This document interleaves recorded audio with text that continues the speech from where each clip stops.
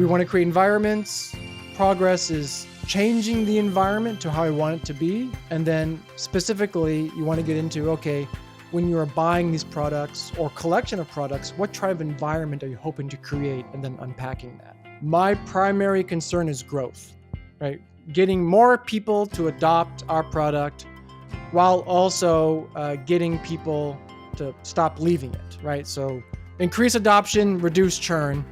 So think about that same thing for your customer or disruptive innovations. How can we create some new future for existing customers so that it will rethink how they work or what they find valuable or not? Welcome, everyone, to this week's edition of Loop Email Podcast, where we talk about the future of the workplace. And today, we are very happy to have with us Alan Klement, if I'm correct. We're going to talk about innovation and growth.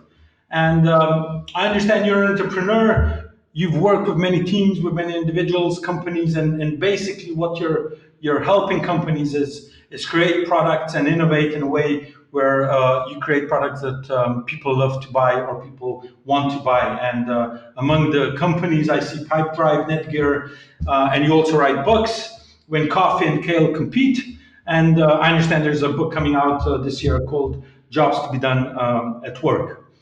When I read this, my first question actually to you is, in today's environment, do your users and your buyers have to love your product, or they just need to have a value, find value in your product? Is it a love or a value story? Because I'm hearing different stories about that one. That's actually a great question, and I like that. I would answer it. So I'm not going to directly answer you, but I'm going to suggest that what people love is making progress. So they will, I think that's what's important. And I think people speak to you about what they love by telling you where they put their money. So that through that revealed preference of their action. So I know I didn't directly answer your question, but that's how I like to think. Um, I guess maybe that's the answer. If I had to, I would say I want them to value the progress and find value in it, and not necessarily loving, quote unquote, loving the product. Because, and I'll speak for myself, there are lots of products I love, but I don't buy them or use them. Maybe I might use like, oh, this is great, I love using it, but I don't pay for it, or maybe I don't use it, and vice versa. There are products where I use but don't necessarily love, but I continue to use it and consume it. So the baseline of the thinking is actually all about sort of people want progress. People want to see progress in their lives. They want to see progress in. How do you figure out how to define that progress? Because I don't think there's a unilateral way of saying, progress is the same to everyone. So how do you find that, what progress means for a specific set of users? So to me, progress. So I guess maybe we'll start with very simply, what do consumers want, or what do people want? And very simply, without going too deep into it, people want to create environments for themselves where they are happy and can thrive. So this is just basic human nature, right? I want my work experience and my work life, that environment, to be a certain way. I want my interaction with my friends, that environment, to be a certain way. Things of that nature, and it continues on. So progress then is when I'm unhappy with a particular environment and I want to change it in some way so it becomes a more preferable environment. So I'm not happy with the way I interact with my wife or your best friend or whomever, kind of how that environment is, that relationship is like. So I want to make progress by using some collection of products or services or behavior change to create the environment that I want. So, to kind of recap, 2 points. People want to create environments for themselves where they want to live and thrive in. And progress is means that I'm unhappy with my current environment and I want to evolve or change into the a more desirable environment. So then, when it comes to specifically what you're researching, we want to research what type of environment is someone trying to create for themselves. So, like for example, you mentioned the Netgear client, so I can use that as an example. When we were doing research around why people were buying these security cameras, we didn't focus on the particular outcomes of interacting with the camera, right? Oh, it should be this audio quality, or it needs to be waterproof, or it needs to be easy to use, or things of that nature. It was what kind of environment are you trying to create or change when you adopt these security cameras? And we learned different kinds of environments that people were trying to create. I'll just focus on two. One is, of course, the security and protecting. So I want to create this environment where I feel like that my home is secure and my family is protected. And of course, you dig deeper in that. Well, what does that mean? Like, how do you know if your family is protected and defended? How do you know what happens that tells you that your home is not being protected and defended? Things of that nature. And that's how you kind of qualify it and get to the needs. But like another environment that people were trying to create was like creating awareness about what was going on at their home. So, for example, in this environment, we would hear desirable things like, I want to always know, I want to always make sure that there's no leak happening, or there's nothing going bad at the house, right? I always want to make sure that my children are always safe and that there's no strangers walking around the property. I want to always know, where my kids are, or maybe where the pet is. I always want to know. Uh, what was like another good one? Well, things of that nature. I don't have the research. This was like 2 years ago, but you get the idea. So, I guess that's how I would kind of sum it up, right? Is think about, we want to create environments. Progress is changing the environment to how I want it to be, and then specifically, you want to get into, okay, when you are buying these products or collection of products, what type of environment are you hoping to create, and then unpacking that. And going down the environment path, when you sort of create that environment, you always have the individual progress versus the team progress, as I call it. So team is something about the environment. I relate environment with what is the feeling you want to create for the whole team. Whereas when you talk about an individual, you talk about what are his goals, what are his individual sort of. How does the team aspect versus the individual aspect actually get put into that process? Because I get it, it's the environment you want to create, but is this sort of is this a decision of a guy or lady of one, or is it a team decision? How do you sort of put that team aspect into discovering what needs to be done? Yep. So, um, that's another great question. So the way that and maybe the best way that I can explain it is to, when we do research in B2B software. I think it's probably the most closest I can get to an analogy in describing it. So, because of my last example with the camera, that was a B2C. It's one person, like, I'm buying this for myself, but what about a team environment, or a group of or a group of people environment? So, um, and again, I'll use CRM tools. Research that we've done numerous research on numerous CRM tools, and they're generally consistent. But I'll use one in particular. So a few things that we should think about is, start with that, people buy software, right? So even though a product is for a team, there are still people who, it still has to come down to people buying it for individual reasons, or willing to adopt it for individual reasons. So maybe the closest analogy that might work with when we're doing B2B software research is, think about, your product needs to be, it's like an organ transplant, right? So your product needs to fit into the body of the company that you want to sell this product into, but it has to plug into different things. Oh, we got to make sure it's plugging into the heart, it's plugging into the lungs, it's plugging into the digestive system, and it's delivering progress to that. It's giving what that part needs.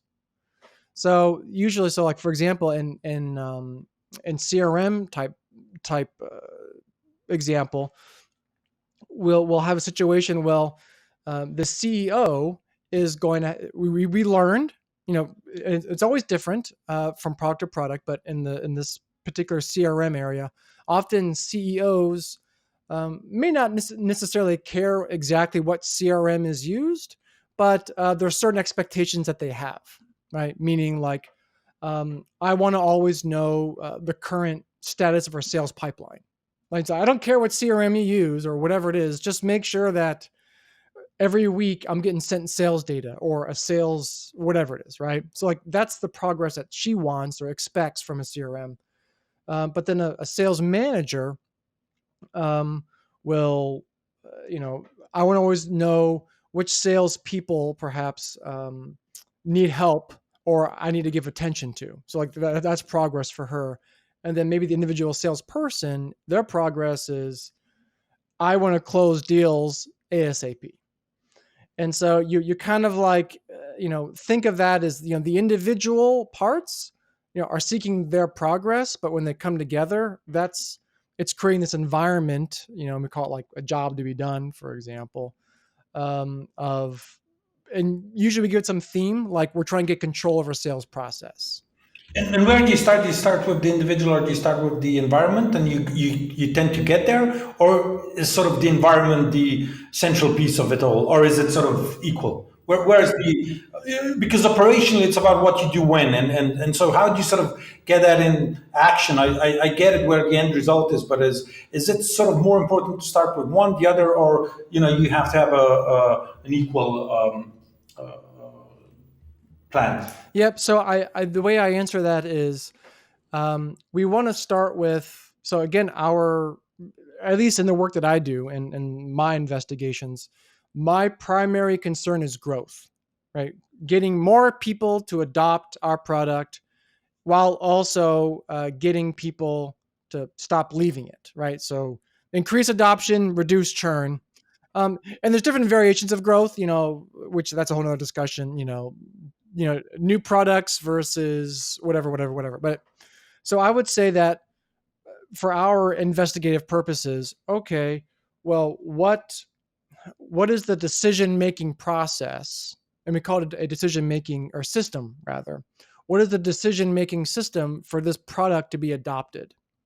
Again, it's like how does the body know to reject or accept an organ? Yeah, and so then we figure out, okay, who's a stakeholder in the purchase or adoption of this product. So we investigate that and go that way, because sometimes, some organizations are like, look, we're trying to choose a new CRM, but we can't get the salespeople on board. Like, okay, well then we gotta, change the product or some way so the salespeople get on board. Or sometimes we've heard situations where a new CEO will come in and she'll say, I don't care what CRM you're using, but we're using Salesforce. She's never going to use it, but she's just like, we're using Salesforce. That's the way it is. I'm like, okay. So it's understanding those dynamics. And that's, so I think about it as like stakeholders. Talking a little bit about, I'm going to take you a little bit out of the current thinking, and we had a really great podcast last week, and we talked with Charlene Lee about sort of disruption, and disruption is all about growth. And the one liner after sort of 45 minutes with her was, imagine your ideal cohort of consumers that don't know you, they need you. I mean, that's the one liner. So you have this great idea. There's a cohort out there. You're really focused at delivering value to these, but you really, it's only a picture of what they want, and they haven't been using your stuff. How do you sort of do that kind of innovation? How do you sort of figure out, you've got a CEO who's trying to figure out how he gets there. They start with this crazy idea. is there the process of understanding how you get that product into the market and how you sort of get a framework around that disruptive versus you've got a product and you have to incrementally improve it? Is that, are those two processes? Is that one process? Or, how do you sort of, or is it all the same? Yeah. So I think, and we can kind of course correct this as we go. Because again, this is a great topic and a great thing to dig deeper into. So I think of me in modes, and actually, it's when we do research, market research, we actually have two paths that we do, and it starts with, and I guess kind of what you were saying before. Do you want to do improving what is, right, which is more sustainable, or do you want to create what could be or should be, which is perhaps usually often the more disruptive thing? And I actually looking at through the lens of research is I think helpful for anyone, even if you don't do research yourself, but understanding how research approaches this, I think will be helpful. From a research point of view, I am not, I'm going to spend very little time talking with customers about what they do or don't want today, right? Because if I'm trying to create something new, what they do or don't want today has minimal impact if it truly is new and different. Like, for example, it's going to be very hard to get to the iPhone by talking to Palm or BlackBerry owners. I mean, just imagine that, right? Showing an iPhone concept to a BlackBerry owner, be like, "Where's the keyboard? Where's the keyboard?" We tell this is ridiculous. I mean, and of course we all heard that, and I think we all kind of had that experience where I knew many people who were hardcore BlackBerry owners, and for like a year and a half, like after the iPhone came out, they're like, never, I need my keyboard, and so on and so forth. But then, of course, they all converted. Um, and so I think that's kind of how we go about it. So when we're doing research for disruptive innovations, we think about, well, how do we believe things should be, right? How should team communication be like, right? And then that's like, what's our opinion of that? And then let's design that future environment and then work backwards to figure out how do we get customers to that. Um, Another way of thinking about it is I've used the phrase, which is also very kind of jobs to be done, is also think about who do you want your customer to become, right? So like think about like who, again, like think about like a kid, like when I grow up, I want to be a fireman or something like that. Well, that's not how they are today or their needs of today, but you want to help them figure out how do I turn this kid or put this kid on a path so he becomes a fireman in the future. So think about that, saying that for your customer or disruptive innovations. How can we create some new future for existing customers so that it will rethink how they work or what they find valuable or not? Now going a little bit to execution and sort of, I get it. There's the disruptive, there's the normal, there's a framework behind it. So if you're talking about small to medium companies with sort of limited budgets, limited resources, they're trying to sort of incrementally improve stuff, what's the best thing they can do if they come into, they've listened to this podcast, they get it. What's the best thing they can do on Monday when they start thinking about, how do they improve their product, how do they innovate, how do they make the right decisions and all that? What's the one liner these people should take off this podcast in terms of concrete actionable Yep. items? Yep. So I would start off with, and this is very easy to do. It's not expensive, right, to do, and you can do it, but it'll just take a little work. Um, but you can do it, and that is understand how demand gets generated for your product. So think of it as like, how we have like sales funnels, right? And then you kind of like have different stages and so on and so forth. But that's already when demand for your product has been created. So think about creating like a funnel of demand. Like how do they first come to realize that consumers need to make a change or that they should consider it? How do they first hear about us? Do they try to adapt their existing solution, or they go out and start shopping for new solutions right away? When they are shopping for new solutions, what other alternatives did they try, and what do they do and don't like about those? I'll stop there, but that's a great way to do it because then you'll get like, well, we thought about switching to Salesforce, but here's why it didn't work. Here's what we liked about it, and here's what we didn't like about it. But then we also thought about looking at Copper CRM, and here's what we didn't like about that one. And then we also looked at this one. Here's what I didn't like about that one. So now you're getting like through comparing alternative solutions, you're getting like the customer's value code. Because it's very hard to talk to someone like, what do you like about Salesforce? Like, I don't know. And they say, okay. Compared to Copper CRM or Pipedrive or whatever, what do you like about Salesforce? Oh, okay. Well, here. So I think that's a very easy way to dial into what's valuable to customers by talking about, well, when you thought about making a change and you started shopping and comparing, contrasting solutions, what didn't you like about each one? And then that you can usually almost directly translate that to what you should change to hopefully acquire more customers. Like, I wanted to choose you guys, but I had to go with Salesforce because you're missing a Salesforce integration API.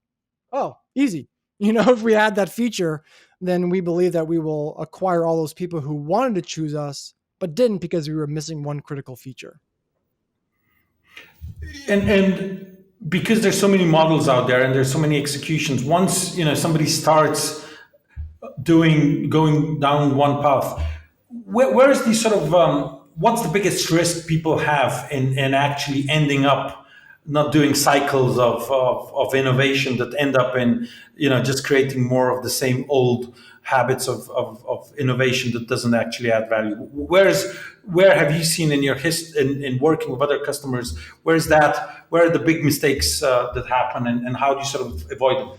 Yeah. So do I, and I kind of want to clarify your question a bit. So like you want to find out like, is the situation that you're hoping to avoid or we're talking about, is it like, how do we make sure that we're just not putting junk into our product and hoping it will acquire more customers? Or is there change for the sake of change? Or can you kind of help me understand kind of? So what we so yeah so what we working with customers, what we discover is many times people actually just try a new thing and they basically finish off in 3 weeks time and they get into the same cycle and then they try something else. So they try a lot of different frameworks, they try a lot of different things, and they never actually end up doing anything until the end. So how in you working with these customers, have you been able to see that your framework has been successful in implementing long-term change of behavior and how they innovate, long-term the change of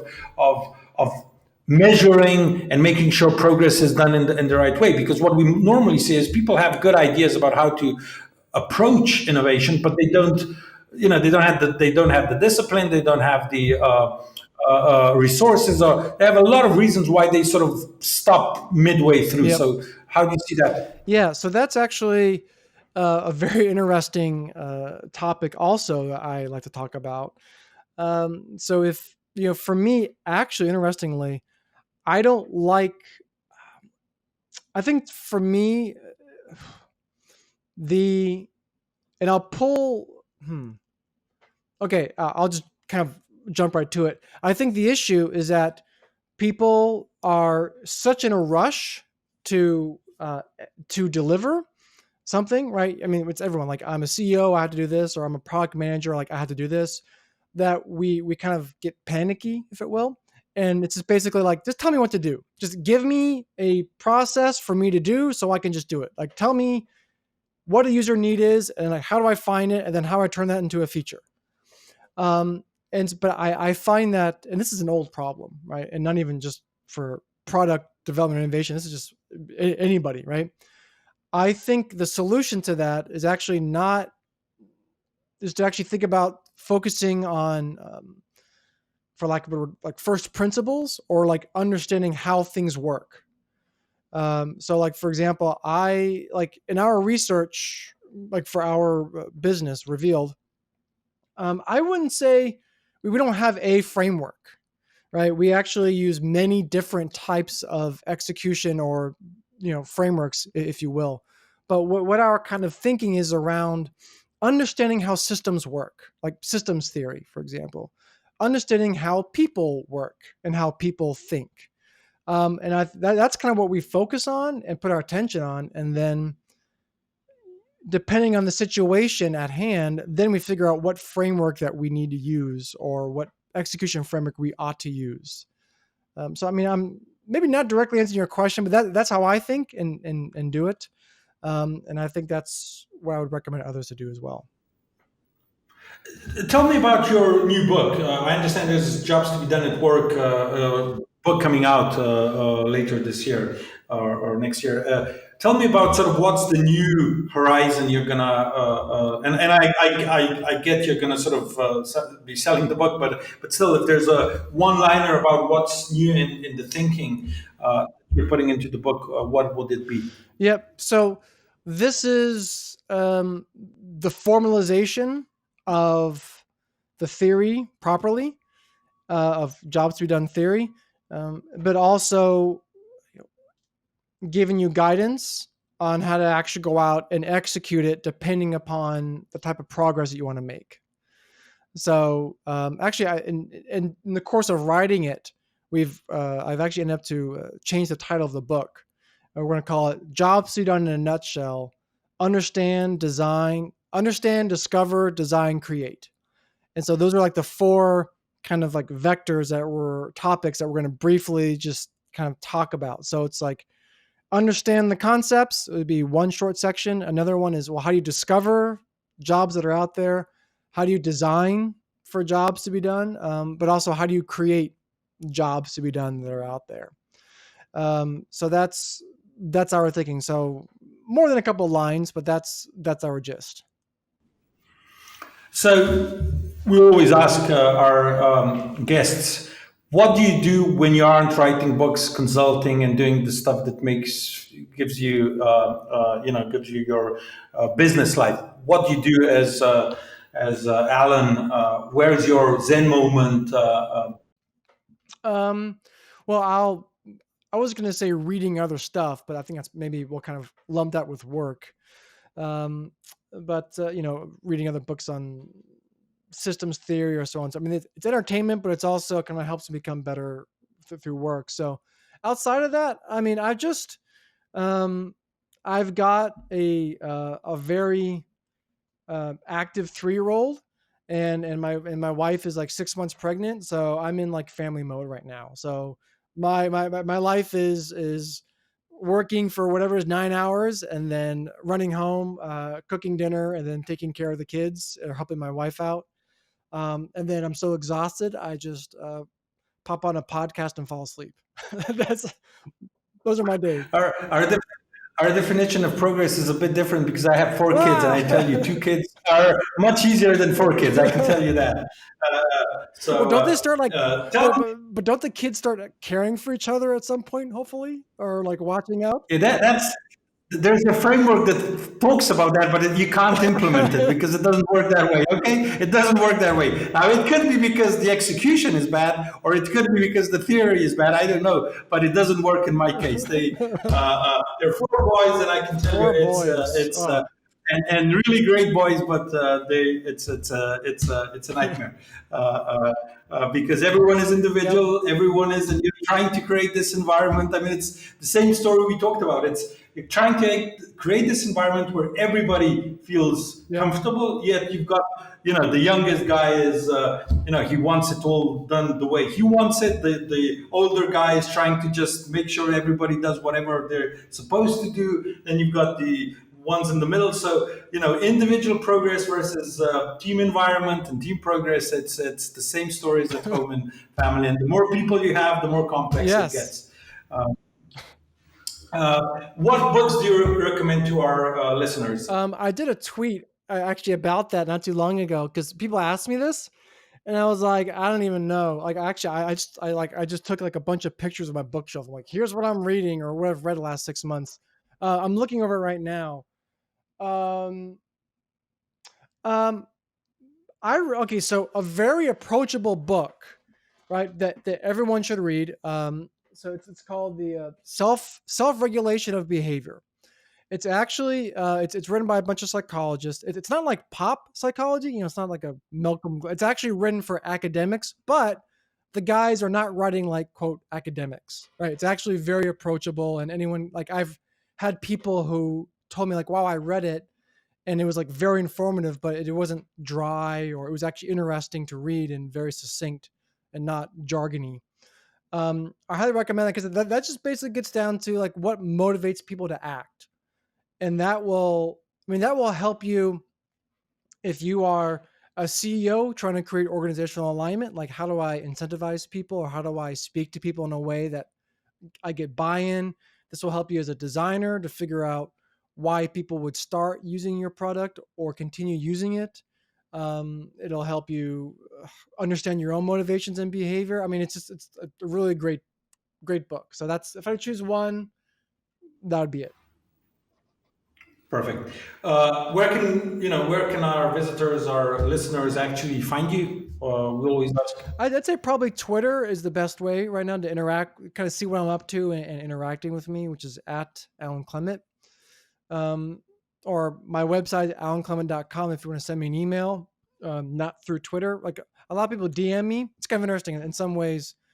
Like I use email mostly for like internal, it's like business communication, but then like internal communication is like Slack and like Google Meets and sometimes email. But like external communication with just like, lack of a better word, strangers is like a lot of time DM for me, but also email. So that's probably Twitter, or you can send me a message through my website, alanclement.com. Okay, Alan, thank Yep. you very much. Quickly, my understanding is create a Mm. product that takes care of the environment. Understand what environment are people trying to create with Mm. your product. Try to understand what individuals, what progress means in a specific environment, and try to care also for the individual needs of an individual. And if you can take care and balance these two, you can create great products if you have good execution behind it. Alan, thank you very much. It was really insightful, and hopefully we will meet at some point Yes. in the future. Thank you Thank very you. much. That was great. Thank you.